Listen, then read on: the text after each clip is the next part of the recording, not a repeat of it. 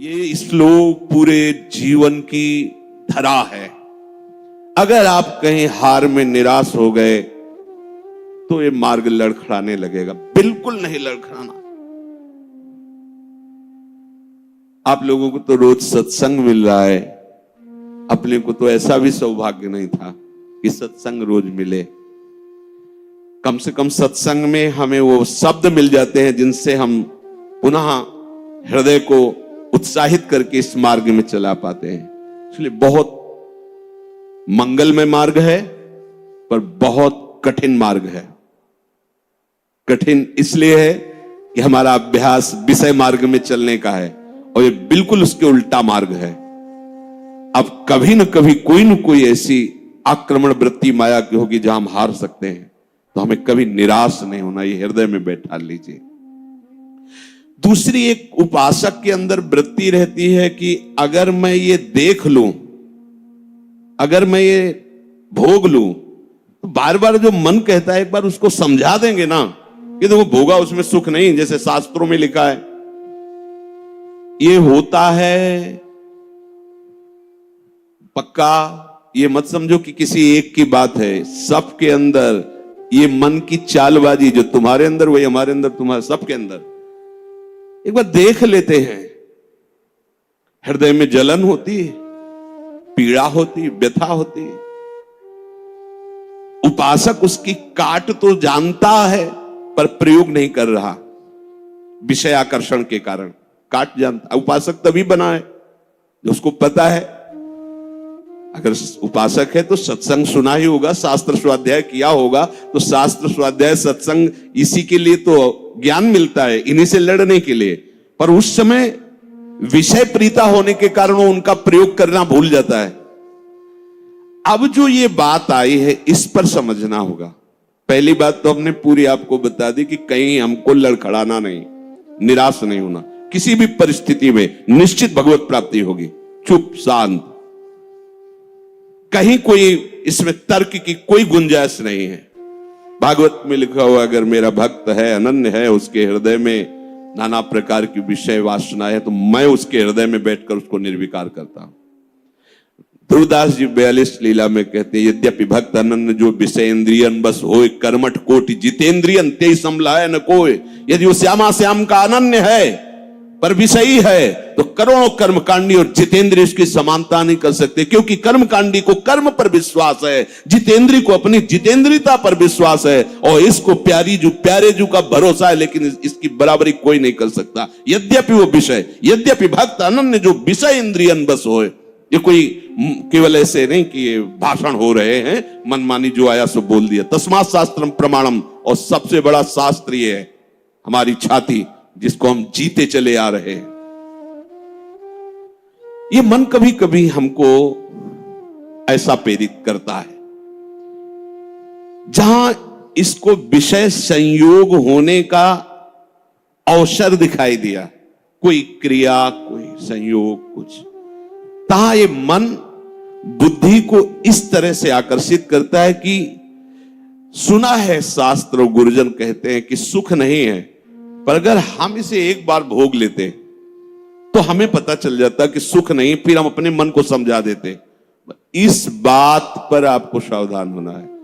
ये नहीं कि ये हमारे हृदय में आती, इनके हृदय में आती, इनके आपके हृदय में नहीं, ये चराचर जगत की बात कह रहा हूं। जो मन को पढ़ा जाता है ना, जैसे संत जन दूसरे की बात 1 मिनट, ये सिद्धि की बात नहीं होती, वो अपने मन को पढ़ते हैं और वही बात कहते, तो वही सबके मन में लगा, हाँ अरे यार ये तो हमारे मन की बात बोल दिया, ऐसे ही चल रहा था। ऐसा वो नहीं है कि तुम्हारे मन की बात कह रहे, नहीं, उन्होंने अपने मन को पढ़ा है, अपने मन को देखा है। आप बहिर्मुख इसलिए समझ नहीं पा रहे, वो उसी को पढ़ते रहते, एक एक हरकत उसकी देखी है। तो जब वो बात कह रहे हो, जब आपको मन में वही चल रहा है, तो आपको लगता है ये तो हमारे मन की, आज जो सत्संग हुआ केवल मेरे लिए हुआ। ऐसा उनका मन, उन्होंने अपने मन को देखा है। तो ये मन ऐसी प्रेरणा करता है। जब हमारा मन किसी भी भोग के लिए ऐसी प्रेरणा करे कि यदि हमें ये भोग मिल जाता तो हम अनुभव कर लेते और मन शांत कर लेंगे। ऐसा होता है कि बहुत दिन से यार लगा है मन में कि समोसा चटनी लाओ यार, एक बार खा के देखते हैं। ये चीज देख लेते, चलाओ टीवी चलाओ, मोबाइल में सर्च करो, ये छू लेते हैं, ये भोग लेते हैं। यही हमारे फंसाने की चाल है। अच्छे से देखना, हम गिरते कहां हैं? जहां हम मन को सपोर्ट करते हैं। मन हमें कैसे दस्तखत करने के लिए राजी करता है? कुछ नहीं बिगड़ेगा, बस देखना है क्या होता है। सूंघने से, खाने से, देखने से, छूने से, शब्द स्पर्श रूप रस गंध, इन 5 भोगों को ही भोगने के लिए हमें विवश करता है। मन ऐसा प्रेरित करता है, ऐसा बोले अब शांत हो गया, भजन करते हैं। कई मिनट माला चलेगा, लेकिन अगला प्रोग्राम वो तय कर चुका है। सामने आपके जहां पेश किया, कांप जाओगे आपकी, ये क्या हो रहा है? हमने तो सोचा था केवल एक बार देख लेंगे, अब क्या हो रहा है?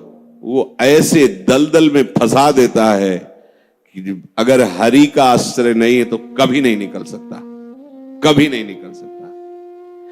न जातु कामः कामनामुपभोगेन शाम्यति, हविषा कृष्ण वर्तमेव भूय एवाभिवर्धते। ये विषयों की लालसा भोगने से कभी भी शांत नहीं होती। ब्रह्म ऋषि महापुरुष इनके अनुभव की बात है। न जातु कामः कामनामुपभोगेन शाम्यति। समझ लो, मन को ठीक करने के लिए महापुरुषों के वचन ही शस्त्र हैं, वचन ही प्रमाण हैं।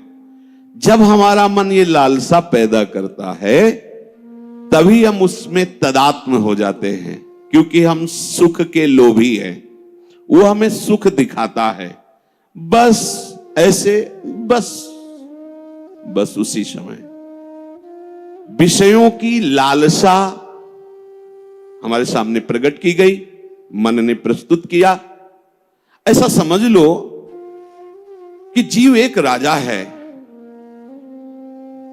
और बुद्धि उसकी रानी है और मन उसका मंत्री है। और इस मंत्री ने चतुरता पूर्वक पूरे राजमहल को अपने अंडर में कर रखा है। जैसा ये चाहता है वैसा दस्तखत दोनों से करवा लेता है।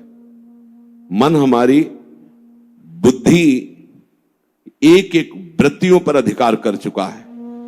अगर बुद्धि निश्चय करती कि गलत है, बिल्कुल नहीं सुनता और दस्तखत करवा ही लेता है, समझना। और राजा इतना अधीन हो चुका है बुद्धि और मन के कि वो कुछ निर्णय करता ही नहीं है। जहां जैसे रानी ने इशारा किया तो मंत्री ने कागज रख दिया, उसने दस्तखत कर दिया, पढ़ा भी नहीं कि है क्या ये। अगर वो पढ़ ले और वो रानी और मंत्री की अधीनता को समझ जाए कि मैं इनके अधीन हो रहा हूं, तो आप समझो 1 सेकंड में पूरा सिस्टम ठीक हो जाएगा, क्योंकि वो सर्व सामर्थ्यशाली है। बस चूक यही हो रही, आज तक कभी उसने पढ़ा ही नहीं कि क्या पेश कर रहा है, बस दस्तखत कर दिया। उस राजा की क्या दुर्दशा होगी जिसकी रानी और मंत्री भी उसके खिलाफ ही खड़े हुए हैं और उसको लग रहा है सब अनुकूल है। उस राजा की क्या दुर्दशा होगी?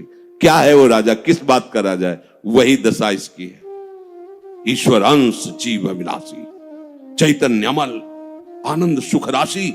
वो जीवात्मा बुद्धि की प्रियता में, मन की सलाह में फंसकर निकृष्ट भोगों में, कहां आनंद राशि, कहां चिदानंद घन स्वरूप और कहां मलिन प्राकृतिक भोग, हर में दस्तखत। सोच ही नहीं पा रहा है।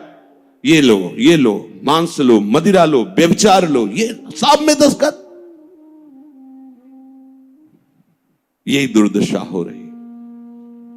बिना दस्तखत के तुम्हारे ये मन रूपी मंत्री और बुद्धि रूपी रानी कुछ नहीं कर सकती। ध्यान रखना, तुम्हारा सपोर्ट आवश्यक है उसको, और वो तुम्हें 1 सेकंड के कम हिस्से में अपने में कर लेता है, क्योंकि आप इतने आसक्त हो चुके हैं बुद्धि में और मन में कि वो निर्णय मन और बुद्धि का न मानकर सीधा अपना मानते। मुझे ये चाहिए, मैंने ये भोगा, मैं ये भोगूंगा, सीधे। अब आप इस रास्ते को नहीं जान रहे, फंस रहे। प्राय साहब, मैं इसके बिना नहीं जी सकता,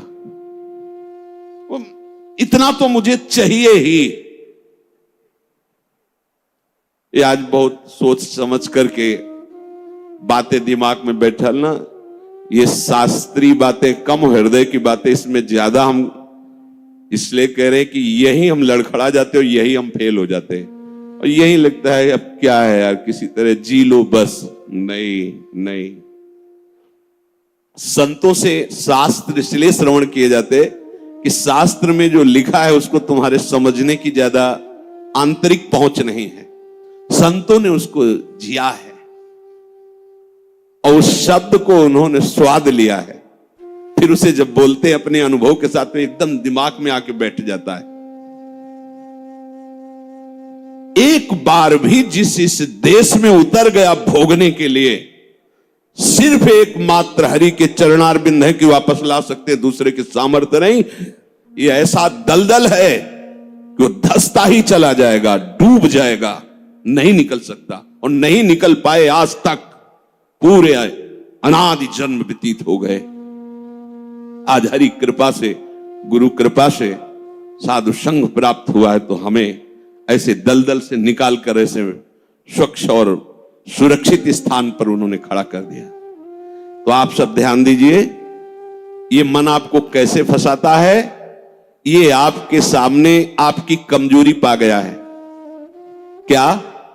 जीव सुख समुद्र का अंश है, वो केवल सुख चाहता है। ये कमी पा चुका है, इसको सुख चाहिए, और सलाह और दिशा दोनों गलत हो गई। सलाहकार मन प्रकृति से मिला हुआ है और दिशा विषय भोगों की तरफ चली गई। अब ये जिस विषय को कह देता है ये स्वीकार कर लेता है। अब इस बात को आपको काटना होगा। वो आपके सामने लालसा पेश करेगा सुख भोग की। अज्ञानी कभी इससे नहीं निकल सकता, ध्यान रखना। और भक्त कभी अज्ञानी नहीं होता।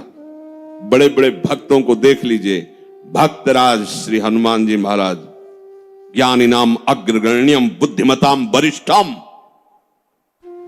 भक्तराज गरुड़ जी, जिन पर भगवान स्वयं आसन लगाते बैठते हैं, गरुड़ महाज्ञानी गुण राशि।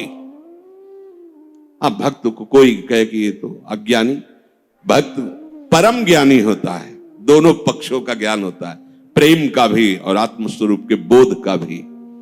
ज्ञानी एक पक्ष केवल आत्मस्वरूप का बोध और मुक्त हो गया, और भक्त मुक्त होते हुए भी मुक्ति को न स्वीकार करके आगे बढ़कर भगवत प्रेम राज्य में प्रवेश पाता है। न जातु कामः कामानामुपभोगेन साम्यति। ये बात बैठा लिए भाई।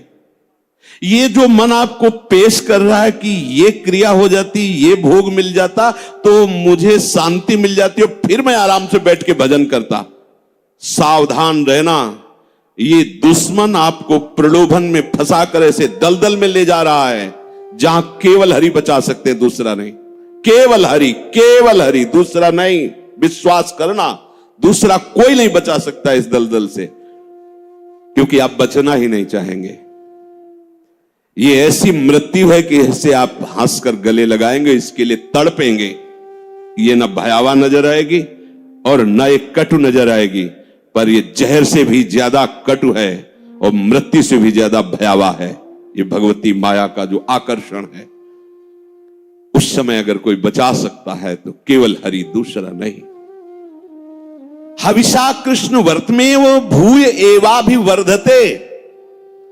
जैसे अग्नि में घी डालते जाओ तो अग्नि प्रज्वलित ही होगी, बुझेगी नहीं। ऐसे ही तुम्हारे सामने मन की जो जो भेजी हुई भोग लालसाएं हैं, अगर उनको तुम स्वीकृत करते गए तो तुम्हारी कामना तुम्हारा नाश कर देगी, तुम्हारा पतन कर देगी, दुर्गति प्राप्त हो जाएगी। न चेन्द्रियाणाम भोगाभ्यासेन वैतृष्ण्यम कर्तुम शक्यम कस्मात्। भोगों के भोगने से विषयासक्ति इंद्रियों की भोग चंचलता बढ़ती है। अतः कभी भी भोग भोगने से सुख और शांति नहीं प्राप्त हो सकती। ये वो महापुरुष जो भूत भविष्य वर्तमान तीनों कालों का ज्ञान रखने वाले हैं, और ऐसा ही आप भी अनुभव करके देख चुके हैं। जो गृहस्थ में है या जो विरक्त है, तो अभी विरक्त हुए हो 10-5 वर्ष से, अनादिकाल से भटक रहे हो, तो विषयों में ही तो भटक रहे हो। केवल अभी ये लगता है आपको, ये नया स्वप्न है, तो लगता है कि हमारा जन्म पता नहीं हुआ कि नहीं हुआ, हमने तो जीवन में कभी भोगा नहीं। अरे बहुत पुराने हो, पुराण पुरुष पुरुषोत्तम के अंश हो, तो तुम भी पुराण सनातन हो। अब इस भोगाभ्यास की तरफ कदम यदि बढ़ाया तो जीवन संकट में फंस जाएगा। इसको रोकने से बात बनेगी, ना से बात बनेगी, हां से नहीं। इसमें हां नहीं। ये इतना जिद्दी स्वभाव का मन है कि लाखों बार तुम ना करोगे तो उसके ऊपर भी हां कराने की कोशिश करेगा वो। ये हारने वाला नहीं। अगर आप ना ही करते रहे तो आपके अधीन होकर मंगल मूर्ति हरि का स्वरूप हो जाएगा, ये भी ध्यान रखना। पर इसके ना के बाद जो इसकी व्यथा पैदा होती है, उसको सहना किसी महात्मा के बस की बात है, विषयी भोगी पुरुषों की नहीं। अगर उसे कोई, जब मन को ना कहा जाता है और फिर वो जो व्यथा पैदा करता है, उस व्यथा को जो सह जाता है, वही परम पद का अधिकारी होता है। यम ही न व्यथ्यन्ते पुरुषम पुरुषर्षभ सम दुखा सुखाधीरम स्वमृतत्वाय कल्पते। वो अमृत पद का अधिकारी हो जाता है। आप अमृत पद के अधिकार के लिए ही निकले, इसलिए सहना पड़ेगा। और वास्तविक सहना है ही नहीं, भ्रम है। अगर थोड़ा सा विवेक जागृत हो जाए तो हंसकर निकल जाओगे, कोई जलन नहीं, कोई परेशानी नहीं। ये केवल माना हुआ है। जो हम देख रहे हैं कि सामने वो सर्प है, वो है रस्सी। हम बड़े बड़े मंत्रवेत्ता बुला रहे हैं, बड़े बड़े अनुष्ठान कर रहे हैं, उससे क्या होगा? वहां कोई फर्क पड़ने वाला है? कदम नहीं बढ़ रहा, डर रहे, पर है क्या रस्सी। एक का जब पता चला तब एकदम भय खत्म हो गया। कुछ नहीं, मेरा गोविंद ही सब रूपों में लीला कर रहा है। जहां ये असलियत पता चला तो कोई क्लेश नहीं, कोई हंसी आएगी, अपने ऊपर हंसी आई। का फंसा था। जैसे ठूंठ को भूत मानकर भयभीत हो रहे, पर जब नजदीक गए तो हंसी आएगी। इसको भयभीत, ये तो लकड़ी का ठूंठ है। इसको न चेन्द्रियाणाम भोगाभ्यासेन वै तृष्णम कर्तुम शक्यम कस्मात्। कोई ऐसा नहीं कि भोग भोगते हुए अपनी इंद्रियों को, मन को शांत कर सके। त्यागात शांति। और हमारा मन हमको क्या सलाह देता है? भोगा शांति। भोग लो तो शांत हो जाओगे। अब थोड़ी देर के बाद फिर चैन से भजन। मूर्खता नहीं, तस्मात् शास्त्रम प्रमाणम। पर ये जो मन व्यथा पैदा करता है, ध्यान रखना, सह वही सकता है जिसका नाम चल रहा होगा। राधा राधा राधा। हम कई बार उपासक जो नजदीक होते हैं, किसी भी अचानक पूछते हैं, कहां हो? बोलो बोलो, कहां हो? जी कहां हो? क्या चल रहा है? मंत्र चल रहा है, नाम चल रहा है, वाणी जी चल। जी नहीं, तो क्या चल क्या रहा है? कहां हो? अब चलने लगा। ऐसे अब चल। हर समय ऐसे ही आपको टोकना है, देखना है। जिस समय आप नाम से रहित होंगे, उस समय दी हुई मन की व्यथा को तुम नहीं सह सकते। और नाम चल रहा है तो बीच में आ गया, उस व्यथा और आपके बीच में नाम चल रहा है पूरा का। जैसे बुलेट प्रूफ नहीं होता, गोली मारी तो छाती में लगते नजर आई, पर वो अंदर प्रवेश नहीं कर पाए। वो जैकेट पहने बुलेट प्रूफ। ये बुलेट प्रूफ है। कोई भी विषय आक्रमण जब नाम चल रहा है तो आपको परास्त नहीं कर पाएगा। देख लेना, आप उसी समय हार रहे होंगे जिस समय नाम नहीं होगा। पकड़ लेना। अगर राधा राधा राधा राधा, सब ठीक हो। विषय भोगने की लालसा मन तुम्हें देगा, तुम अस्वीकार करो। क्योंकि भोगने से जैसे अग्नि में घी डालने से अग्नि और प्रज्वलित होती है, ऐसे इंद्रियां और बलवान होकर भोगों की तरफ तुम्हें घसीटेंगी। तुम्हें शांति प्राप्त नहीं हो सकती। अकस्मात किसको हुई है आज तक? यतो भोगाभ्यास मनु विवर्धन्ते रागाः कौशलम चेन्द्रियाणाम। जो भोग भोगने में सुख के अनुभव के भ्रम में फंस गया, उसकी इंद्रियां उसे कला कौशल पूर्वक भोग में और फंसाती है। ऐसे से करो, ऐसे करो, इसको उसको ऐसा वैसा नष्ट कर देती है। माला लिए बैठा है और सोच कितना गंदा, ध्यान में बैठा है, चल कहां रहा है, पूजा कर रहा है, कर क्या रहा है अंदर से? क्या हुआ? ऐसा क्यों हुआ? क्योंकि भोगाभ्यास, इंद्रियां बलवान होकर के अपने अधीन कर लिए उसको। यद्यपि मृषा, बात झूठी है, कैसे अधीन हो सकता है? पर छूटत कठिनाई, बहुत विवेक की आवश्यकता है। अब और सुख प्राप्ति की इच्छा बढ़ती चली जा रही, तो व्यभिचार शुरू हो गया, पापाचार शुरू हो गया, भूल गया मर्यादा, पशुता आ गई, राक्षसी प्रवृत्ति आ गई, और सोच रहा था कि शांति मिल जाएगी ऐसा करने, और ऐसा शांत फिर हो जाता है कि उसे एक ही बात समझ में आती है कि अब शरीर ही छोड़ दे तो अच्छा है। ऐसी स्थिति आ जाती है, घृणा हो जाती है उसको अपने जीवन से, जीना उसके लिए नरक लगने लगता है कि ऐसा जीवन, क्या जीवन। पर अब विवेक काम नहीं करता, क्योंकि इंद्रियों ने अधीन कर लिया है। बिखर पर्यो मन समटत नाही, इंद्र ने लीनो जीत, इंद्रियों ने जीत लिया। तस्माद अनुपायः सुखस्य भोगाभ्यासः, बस वो इसी सुख का चिंतन करता रहता है। भोगाभ्यास कैसे? पूरा जीवन इसी में, भोग सामग्री एकत्रित करना, उसको भोगना, अधिक से अधिक भोग सामग्री एकत्रित करना, उसको भोगना, बस इतना ही जीवन। देख लो जो सत्संग विहीन है, भगवत विमुख, देख लो इतना ही जीवन है। भोगाभ्यास, भोग सामग्री संग्रह, बस उसको भोगना, यही जीवन। ये तो पशु भी कर रहे हैं। खान पान निद्रा भय हार मैथुन। बोले जो, बहुत ध्यान से सुना, अभी शांत बैठा था और मन ने भोग लालसा उसके सामने रखी, वो तदात्म हो गया और भोग करके अब सुख शांति प्राप्त करने की इच्छा में सम्मिलित हो गया। बोले उसकी ऐसी दुर्दशा हो गई, सा खलवयम वृश्चिक विषभीत इवासी विशेषण दष्टो या सुखार्थी विषयानुवासितो महति दुख पंके निमग्नो इति। बिच्छू के डंक के जहर से बचने के लिए उसने अपने हाथ को सुरक्षित समझा सांप के बिल में डालना। अब उसकी क्या दुर्दशा होगी? भाव इसका, थोड़ी सी जलन दे रहा था जब हम कह रहे थे ना, हम उस बिच्छू के डंक जैसी बात को नहीं सह पाए, और जब विषय भोगा तो कैसा, जैसे सांप के बिल में उसके मुंह में हाथ लगा देना। अब वो जो सांप काटा, अब बहुत 45 मिनट जियोगे। अगर इंजेक्शन सही नहीं मिला मरी जाओगे, क्योंकि वो कोबरा का जहर पूरे शरीर में फैल जाएगा। और ये एक कोबरा नहीं, हमारे अनंत कोबरा डसते रहते दुर्वासना के।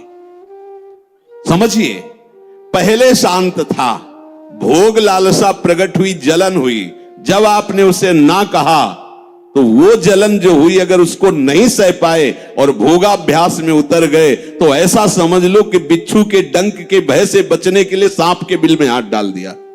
शास्त्र के सा खलवयम वृश्चिक विषभीत इवासी विशेषण दष्टो या सुखार्थी विषयानुवासितो महत दुख पंके निमग्न। अब वो महा दुख में फंस गया।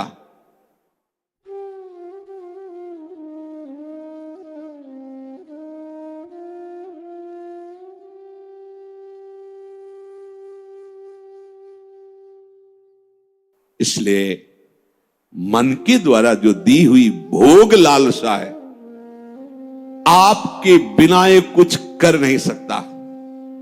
आपको दस्तखत नहीं करना है, बस इतनी बात है। दस्तखत का तात्पर्य स्वीकृति।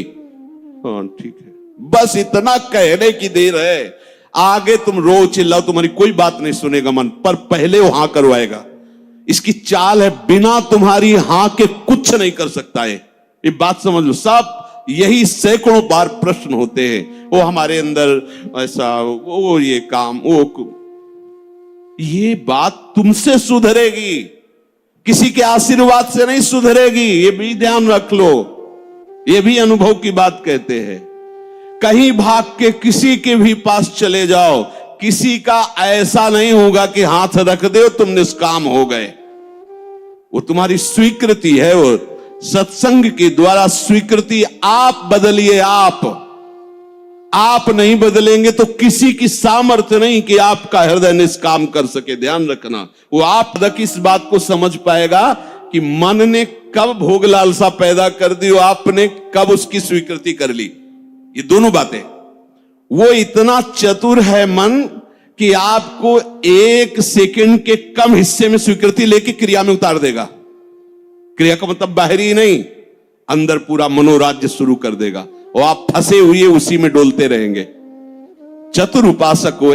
चतुर कौन? रामे भेजे थे चतुर नर। राधा राधा राधा राधा, क्योंकि जब आप मनोराज्य में विचरण करने लगेंगे तो नाम छूट जाएगा। नाम छूटा मतलब हानि हो गई। पकड़ो, तुरंत पकड़ो। यही हमारा साथी, यही हमारा मित्र, यही हमारा बल है नाम, जो हमें इस मन की दुर्वासना द्वारा घसीटने पर भी नहीं घसीट पाएगा। श्री हरिवंश नाम बल रहो, अपने बिल्कुल अच्छे से समझ लीजिए, दूसरा कोई साथी नहीं। आप हमारे पास 24 घंटे रहिए, स्वीकृति न कीजिए तो कुछ नहीं है, स्वीकृति कर लीजिए तो हजारों कोस दूर ये शब्द सुनकर आपको हर समय से गोद में रखेगा। ये गुरु वचन ही सदगुरु हैं, उनको आप देखिए तो आपके पास रहेंगे। ये ऐसा दुखमय दलदल में भी फंस जाता है, इतना कमजोर हो जाता है कि देखो, सुनकर आपको पहाड़ जैसी बात लगेगी, कैसे निकल पाऊंगा, हमसे नहीं हो पाएगा। और ये बोल कौन रहा है? ये भी तो देख, तू नहीं बोल रहा, बोल वही रहा है जो तुझे फंसाया और तू स्वीकृति कर रहा कि मैं बोल रहा हूं। भोग उसने भोगा, स्वीकृति तूने की, दुर्गति तेरी होगी। समझ पहले, ये ऐसा जाल है, इसे बिना सत्संग के आप समझ नहीं सकते। साफ का साफ धरा धरा। भगवान कह रहे मना कष्टान इंद्रियाणि प्रकृति स्थानी कर सती, तू मेरा अंश, ममई वांसो, तू मेरा है, और ये प्रकृति का अंश प्रकृति में जा रहा है। तू समझ, तो तेरे ही दस्तखत से, तेरी ही स्वीकृति से तेरी दुर्गति हो रही। स्वीकृति बदल। अब अगर हम हमसे ऐसी कोई चूक हो गई है तो हमें चिंता नहीं करनी, अब लो नशानी, अब ना। अगर ऐसी चूक हो जाए, कभी असावधानी हो सकती, तो हमें निराश नहीं होना।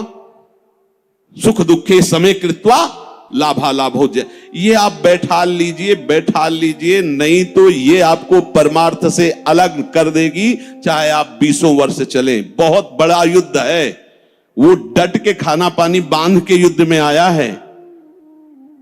ऐसा वो योद्धा नहीं है कि पानी पीने के लिए छोड़ के चला जाएगा। जब तक वो तुम्हें परास्त नहीं कर देगा तब तक वो हटने वाला वीर नहीं है। काम क्रोध लोभ मोह मद मत्सर, और आप महावीर हैं क्योंकि हरि की शरण में हैं। अगर आप नाम नहीं छोड़ेंगे, देखो 2 ही बातें कही गई, साधन को हरि भजन है, कै सत्संग सहाय। 2 बात पकड़ लो, सत्संग मिल गया मतलब परम पद में आरूढ़ होने की पूरी सामग्री मिल गई।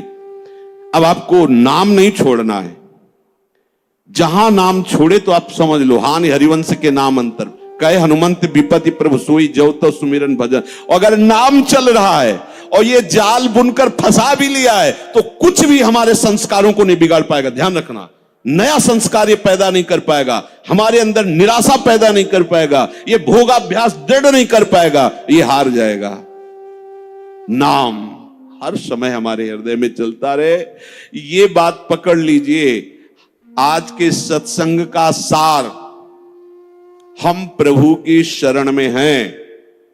भले हमारे द्वारा कुछ भी कैसे भी जिसको हम नहीं संभाल पा रहे, फिर भी हमें निराश नहीं होना, हमें अपने प्रभु की प्राप्ति के लिए कदम बढ़ाना ही है। और हमारा विवेक साथ दे तो हमें मन और इंद्रियों के भोगाकर्षण में दस्तखत नहीं करने, स्वीकृति नहीं करनी। हमारा मन हमको जब जलाएगा तो हमें उसे सहना होगा।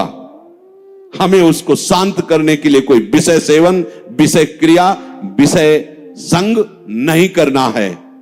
बस आप निहाल हो जाओगे। ये तीन बातें एक तरफ और एक बात एक तरफ, हर समय नाम चलाते रहो। अगर ये विवेक धारण करोगे, नाम चलाते रहे, तो आप इसी जन्म में देख लेंगे कि आप दूसरों को तारने वाले बन गए।